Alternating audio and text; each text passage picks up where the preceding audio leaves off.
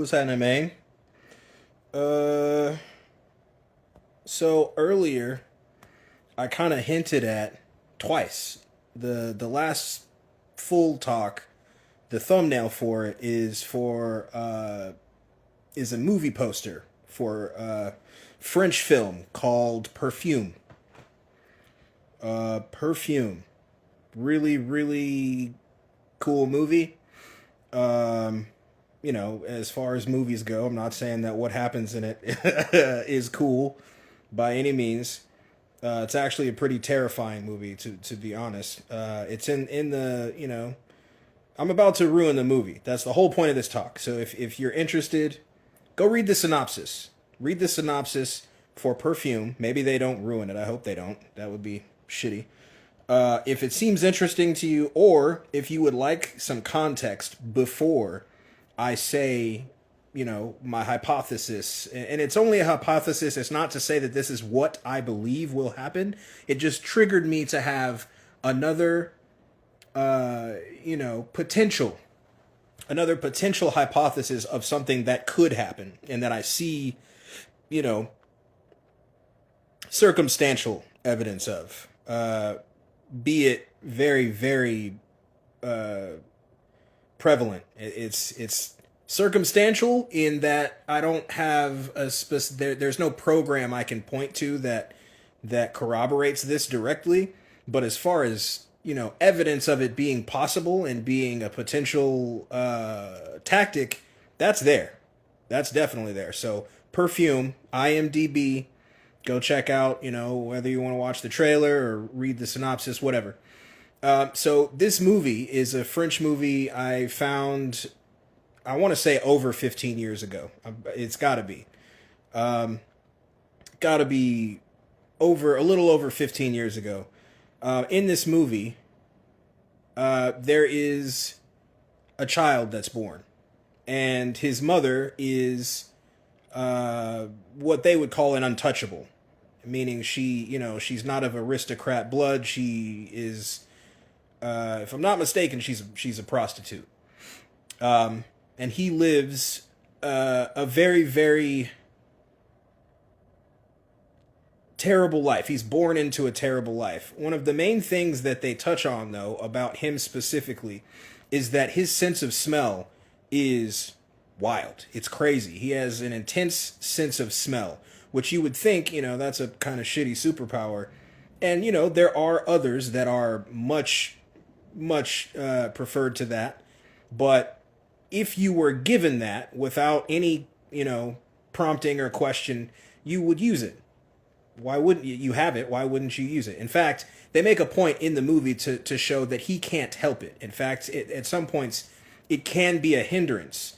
And as with usual, kind of superhero-ish, even though this is definitely not a superhero, anyone with powers, let's say that. People with powers, beings with powers, unless they are of some kind of divinity, and even then, there's training stuff in divinity stories.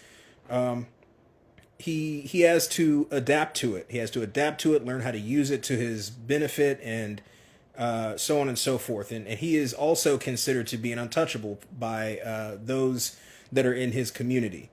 And so I'm not going to go over the whole entire movie. I'm just trying to set up in a way that it makes sense, so that I can get into what I'm trying to get into. Stuff happens throughout his childhood. He becomes a young man.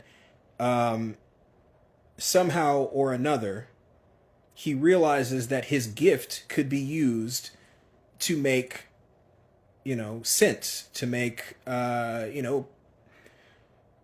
not just to say perfumes, but scents, to make, things that smell in specific ways, for specific purposes. And in France, especially during these times, because this is like, I'm not sure specifically of the time, but it's definitely kind of antiquity, fake, the white wigs and the powdered faces and all that ugly ass shit, that comes from Nephilim. Essentially, that comes from the Nephilim. real quick, I got that. That's not my concept. The fact that the antiquity fashions and aesthetics come from the Nephilim, that comes from the understanding conspiracy dude. The Nephilim look like clowns. To make it clear, I have no beef with this dude. I'm not sure if he keeps making those like weird hit piece like Gnosticism videos because we had a back and forth. I'd have to go and look. Maybe that started before we had our little comment thing. But if so, I mean, go back to what you're doing, dude. Go back to what you're doing. It's very weird, you know? Very strange. You're making yourself look like the typical Christian that, that people talk about. Anyway, so he discovers that he has this gift specifically for creating smells, not just, an extra sensory, uh, uh, for smells. And so, as I said, okay, yeah. So what I was saying was, this is a prestigious uh, career choice. These people, think about the times. Everything smelled like shit. They didn't have real plumbing. I mean, there might have been some monarchs and noblemen and things like that. People with a lot of money and a lot of sway.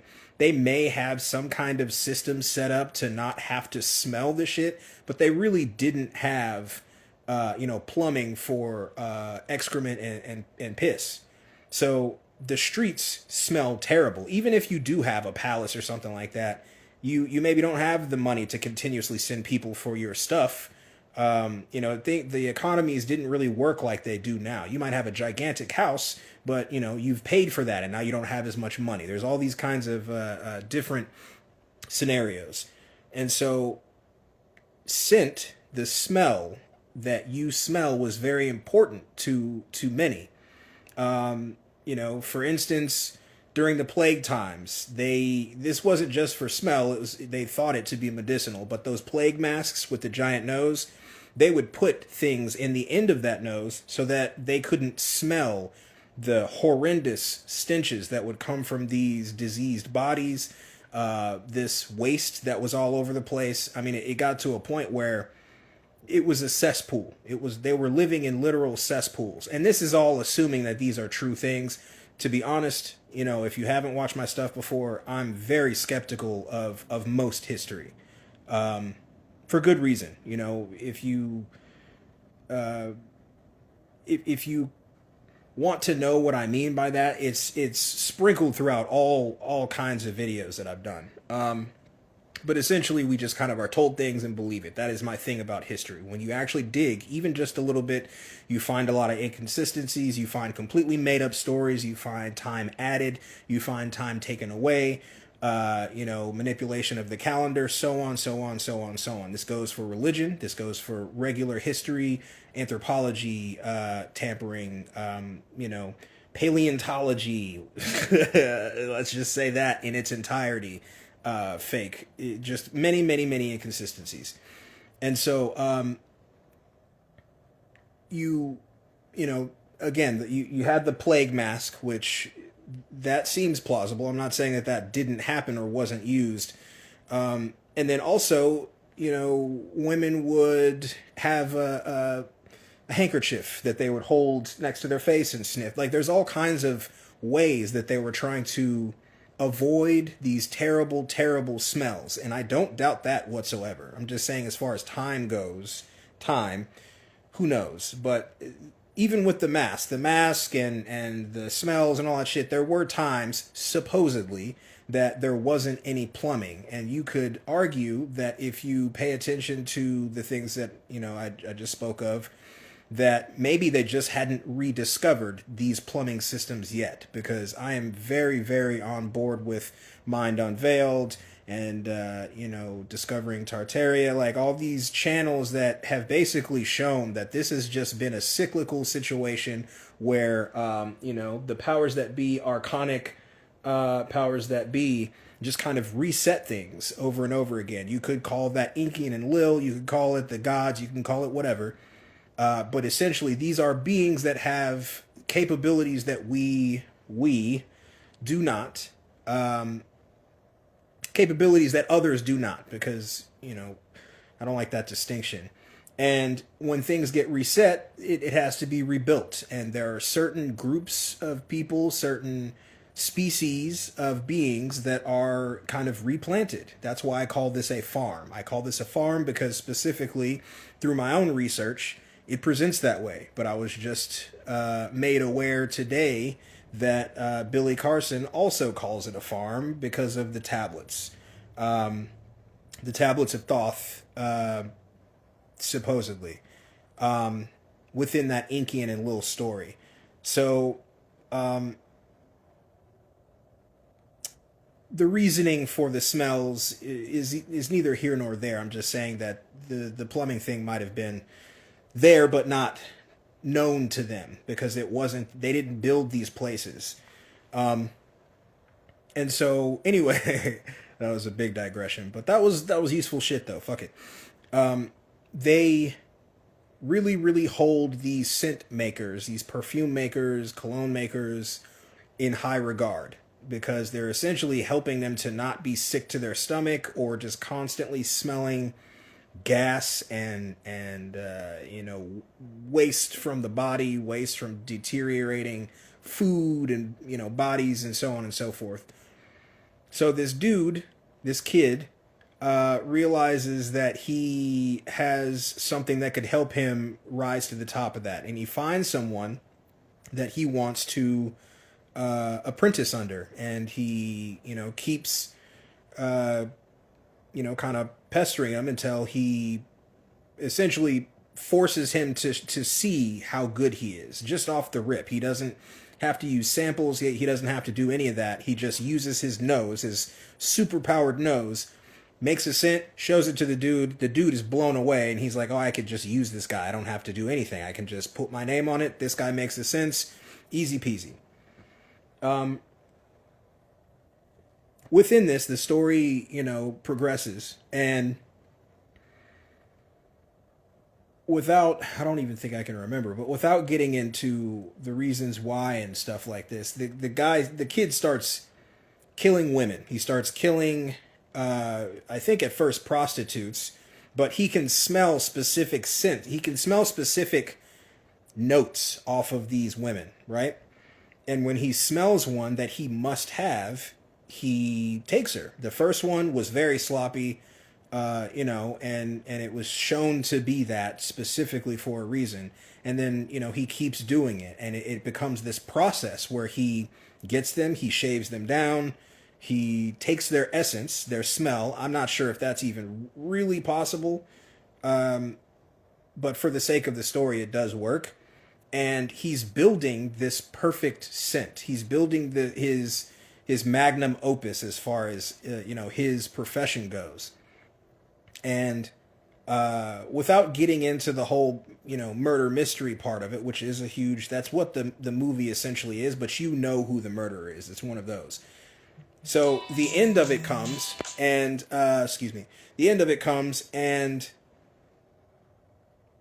they all have figured out who has been doing this.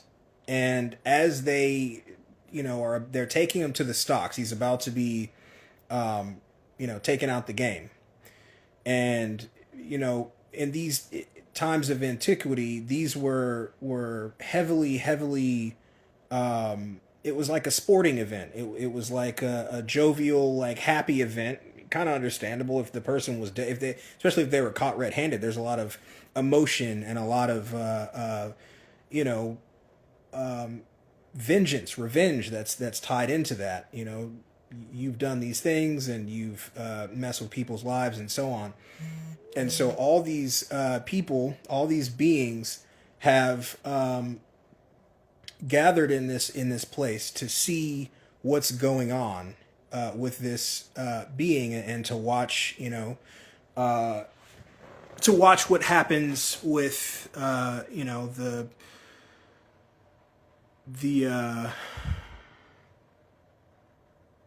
the guilty party receiving their punishment, essentially. And he has the scent. I don't know if they say that he has or hasn't made the one that he intended to make, but he's got one. And I forgot, up until this point, he's been kind of using versions of the scent to get people to do things for him, to essentially be his zombies. They're so enamored by this scent that he's created that it's essentially he can wave the scent in their face and it makes them subservient. And so to end that and to get into why I made this delineation, he's about to be I don't know if it was going to be the guillotine. It had to have been guillotine because this is French antiquity. So he's about to be guillotined, and he takes out this handkerchief. He puts the scent on the handkerchief, waves the handkerchief, and lets it fly. Instantly, all the people that are in this group, that are in this large group of people, lose it. It changes their mental state to a point where they all, not to make it too weird, but they all, it turns into Sodom and Gomorrah, essentially, right? And so I'm thinking about this movie, and my brain's just kind of going, and I'm like, oh.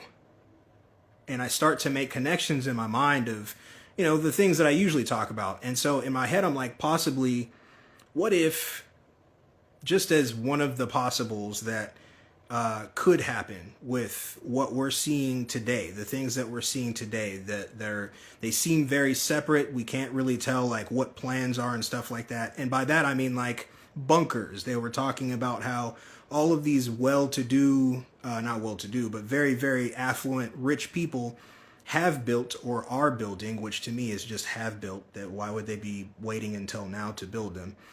Bunkers in very hard to get to places and so on. To me, that points to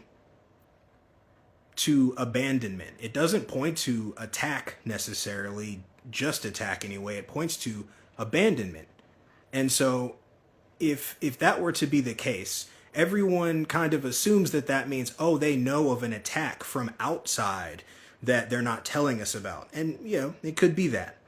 But what if there is also the many, many times that all these, 1% of the 1% beings get together and start talking about how they need to, curve the overall head count of this realm. They say that they need to decrease the population.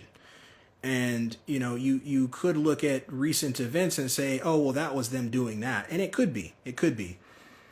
But what if these things that keep being large, gigantic stories that everyone ends up obsessing about and the media pushes, and not just the media, but everyone kind of pushes.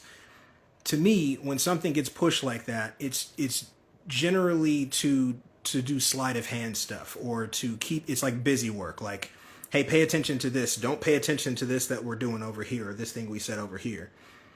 And sometimes things get out like the bunkers, but then they very quickly go away. You don't hear them being spoken of too much anymore, or any kind of inquiry into them. So my brain started to think, okay, well, they already kind of fly stuff overhead and spray things. And so, like in this movie, what if there has been experimentation into, mind manipulation of, honestly, it's not just the Sodom and Gomorrah thing, which is more sexual or violent in nature, but any kind of mental manipulation to do, to make fake zombies, or to make everyone go to sleep, or to make everyone fight each other and not be able to see, clearly, or hallucinatory, situations like hallucinogens. There's many, many, many possibilities with that.